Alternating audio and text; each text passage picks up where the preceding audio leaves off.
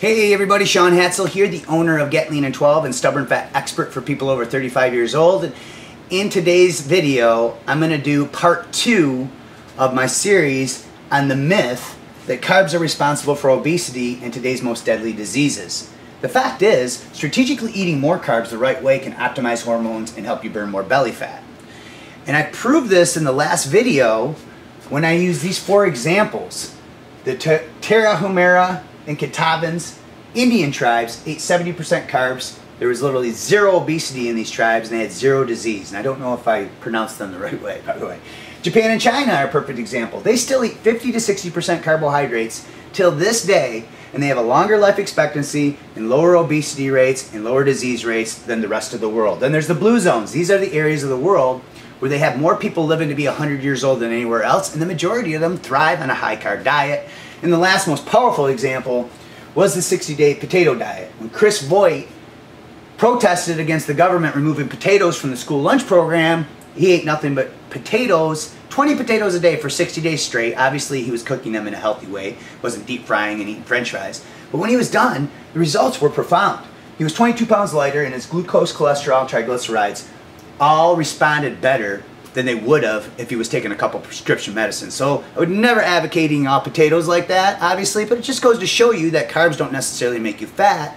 You just have to make sure that you focus on the right choices, the right timing, and the right combinations. Now, in the right choices, if you're a high-intensity exerciser, you're going to want to stick with most paleo type of choices. Now, most people think that potatoes and things like squash, and I think even certain ripe fruits really aren't considered paleo, and I don't understand why. A caveman could have easily found a piece of squash, picked it, cooked it, and ate it. Could have easily dug up potatoes and ate potatoes.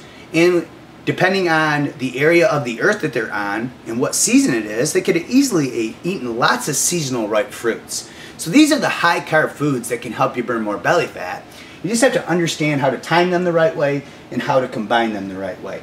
So things like potatoes, sweet potatoes, steel-cut oats, brown rice and white rice if you're a high-intensity exerciser, ripe bananas and ripe fruits. These are the types of high-carb foods that can help you optimize hormones when you eat them, because if you go low-carb all the time, it only takes about a week before you suppress all your critical fat-burning hormones. So by eating carbs and timing them the right way and combining them the right way, you actually reset your body's fat-burning hormones.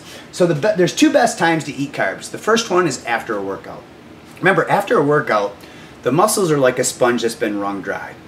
And it wants to soak up nutrients because you've depleted all the stored energy from your muscle tissue and your liver tissue, and we call this stored energy glycogen. And what ends up happening is post-workout, they want to suck up nutrients, so you can eat lots of your favorite carbs in the post-workout window. You never have to worry about them being spilled over and stored as belly fat on your body because your body's muscle tissue and liver tissue is busy replenishing that stored energy.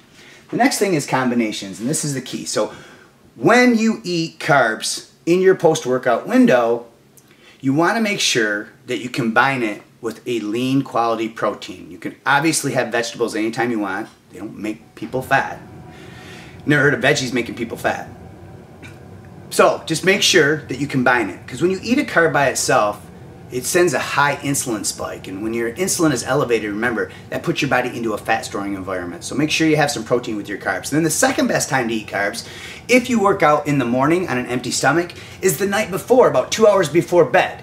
By eating a high carb meal and again combining it with some type of lean quality protein about 2 hours before bed, now you're giving your body the energy that it needs so that when you wake up after sleeping all night, if you want to train in a fasted state, you have the energy to power through that workout, but you still get to take advantage of being in a fasted state, which allows your body to release more fight or flight hormones. These are the hormones that are responsible for helping you shrink fat cells to lose more belly fat.